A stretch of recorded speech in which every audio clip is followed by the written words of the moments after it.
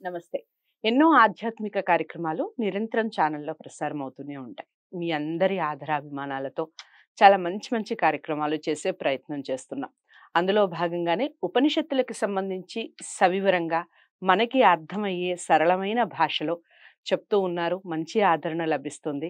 మనందరికీ సుపరిచితులు మసం చెన్నప్ప గారు. చాలా కాలంగా ఉపనిషత్తులకు సంబంధించి మాట్లాడుతూ ఉన్నారు. దీని మీద ఒక పరిశోధనే చేశారని చెప్పొచ్చు. ఇంత సరళమైన భాషలో అందరికీ అర్థమయ్యే విధంగా చెప్పేవారు చాలా అరుదుగా కనిపిస్తారు. అందుకనే నేను ప్రతి వీడియోలో చెప్తూనే ఉంటాను. ప్రతి విషయాన్ని మొదటి నుంచి చివరి వరకు చూసి పిల్లలకు కూడా తెలియజెప్పే ప్రయత్నం చేయండి. కారణం ఏంటంటే ఉపనిషత్తులు మన సంపద. మన సంపద కాబట్టి మన పిల్లలకి ఖచ్చితంగా తెలిసి తీరాలి. మరి ఈ వీడియోస్ అన్నిటిని కూడా మొదటి నుంచి చివరి వరకు చూసి అందరికీ షేర్ చేసే ప్రయత్నం చేయండి. నమస్కారం. ఉపనిషత్తుల గురించి చాలా చక్కటి వివరణ ఇస్తూ ఉన్నారు కదా గురుగారు. ఈ రోజు శ్వేతాశ్వతర ఉపనిషత్తు గురించి మాట్లాడబోతున్నాం. అసలు దీని ప్రాశస్త్యం ఏమిటి? ఏం చెప్తుంది ఈ ఉపనిషత్తు చెప్పండి? టీవీ యూట్యూబ్ ఛానల్ ప్రేక్షకులకు నా నమస్కారం. మీరు శ్వేతాశ్వతరోపనిషత్తుకు సంబంధించినటువంటి విషయాన్ని ప్రస్తావించారు. ముఖ్యంగా ఇది మొదటి ప్రశ్న. మనకు 10 ఉపనిషత్తులో ప్రముఖమైనవిగా చెప్పబడుతూ ఉన్నాయి. ఈశ, కేన, కట, ప్రశ్న, ముండక, మాండుక్య, ఐతరేయ, తైత్రీయ, ఛాందోగ్య, బృహదరణ్యకోపనిషత్తులు. ఈ 10 ఉపనిషత్తుల తర్వాత మనకు ప్రముఖంగా వినిపించే ఉపనిషత్తు శ్వేతాశ్వతరోపనిషత్తు. ఈ శ్వేతాశ్వతోపనిషత్తును ఎవరు రాశారో రచయిత మనకు తెలియదు. చాలా ఉపనిషత్తులకు రచయితలు ఎవరో తెలియదు. అసలు ఉపనిషత్తులంటే చర్చా వేదికలు. సత్యాన్ని నిగ్గుదేల్చడమే ఈ ఉపనిషత్తుల యొక్క ముఖ్యమైన ఉద్దేశ్యం. నలుగురు గాని, 10 మంది గాని, 20 మంది గాని, ఒక సమావేశ మందిరంలో గాని, రాజసభలో గాని సమావేశమై వారు బ్రహ్మం గురించి చర్చిస్తారు. ఈ ప్రపంచానికి మూల కారణం ఏమిటో చర్చిస్తారు. అట్లా చర్చించిన సందర్భంలో వారి వారి అభిప్రాయాలన్నీ కూడా అవి పరిగణలోకి తీసుకోవడం జరుగుతుంది. అట్లా ఇతర ఋషుల యొక్క అభిప్రాయాలను పరిగణలోకి తీసుకొని అందులో ఆచార్యుడు ఎవరైతే ఉన్నారో వారు మొత్తం వారి ఆలోచనలన్నిటిని కూడా గమనించి అతడు తన యొక్క తీర్పు ద్వారా తీర్ప అన్నట్టుగా ఆయన ఒక విషయాన్ని సత్యాన్ని తెలియజేస్తాడు. ఈ విధమైనటువంటి విధానం మనకు శ్వేతాశ్వతరోపనిషత్తులో కనిపిస్తుంది.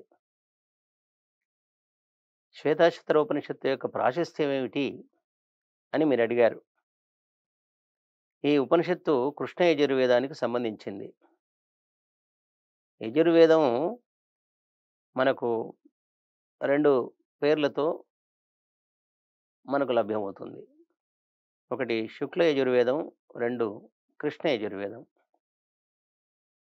మనకు బ్రాహ్మణాలు గాని, ఇతర వ్యాఖ్యాన గ్రంథాలు గాని కలిపి మనం చెప్పినట్లయితే, వినిపించినట్లయితే అది కృష్ణ యజుర్వేదం అవుతుంది. కానీ అచ్చమైనటువంటి వేదం ఏదైతే ఉందో అది శుక్ల యజుర్వేదం. ఇక్కడ ఈ శ్వేతాశ్వతరోపనిషత్తు మనకు కృష్ణ యజుర్వేదానికి సంబంధించింది. ఇందులో 6 అధ్యాయాలు ఉన్నాయి. అన్ని ఉపనిషత్తుల కంటే ఇది ప్రాచీనమని చెప్పాలి.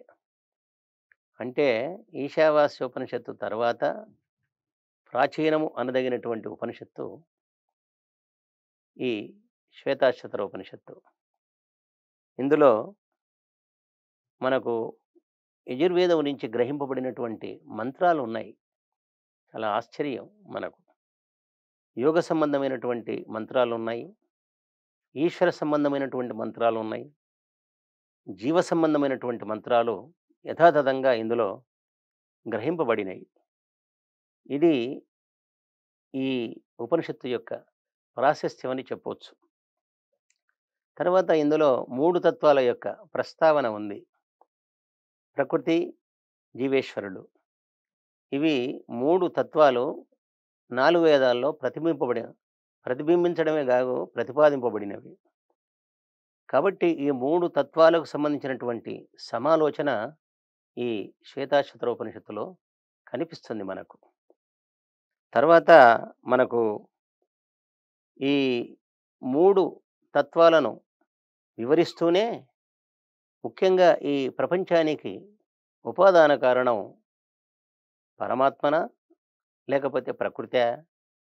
అనే ప్రశ్నకు సమాధానంగా ఈ ప్రపంచానికి ఉపాదాన కారణం ప్రకృతి అని, చేతన నిమిత్త కారణం పరమేశ్వరుడని, ఈ ప్రపంచాన్ని భగవంతుడు అంటే పరమేశ్వరుడు సృష్టించడానికి ప్రధానమైన కారణం జీవుల యొక్క సుఖదుఖానుభవం అని, వారు చేసినటువంటి కర్మలకే మరి తగినటువంటి ఫలాలు ఇవ్వాలే గదా భగవంతుడు. మనం ఏదైనా ఒక ఉద్యోగం చేస్తే ఏమి జీతం లేకుండా చెయ్యం మనం. ఏ పని చేసినా ఫలం లేకుండా చెయ్యం. ఫలాకాంక్ష లేకుండా చేయడం వేరు, అసలు కర్మ చేయకుండా ఉండడం వేరు. కాబట్టి ఫలాకాంక్ష లేకుండా చేసేవారు యోగులు కావచ్చు. కానీ మానవులు మాత్రం ఫలాకాంక్షతో చేస్తారు. కాబట్టి అలా ఫలాకాంక్షతో కర్మలు చేసినటువంటి జీవులకు సుఖదుఖాలు ఇవ్వవలసినటువంటి బాధ్యత భగవంతునిదే, పరమేశ్వరునిదే. కాబట్టి ఆయన ఈ జీవులకు ఈ ప్రపంచ రూపంలో అంటే ప్రపంచ రూపంలో మరి ఆయన ఈ ప్రపంచాన్ని సృష్టించాడు. జీవులు ఈ ప్రపంచాన్ని ఆశ్రయించి ఉన్నాయి. భగవంతుడు కూడా ఆశ్రయించి ఉన్నాడు. కాబట్టి ప్రపంచంలోకొచ్చి కర్మలు చేసినటువంటి జీవులకు కర్మఫలాలు భగవంతుడు ఇచ్చే విషయం గూడా ఈ ఉపనిషత్తులో ప్రధానంగా ప్రస్తావింపబడింది. నమస్కారం.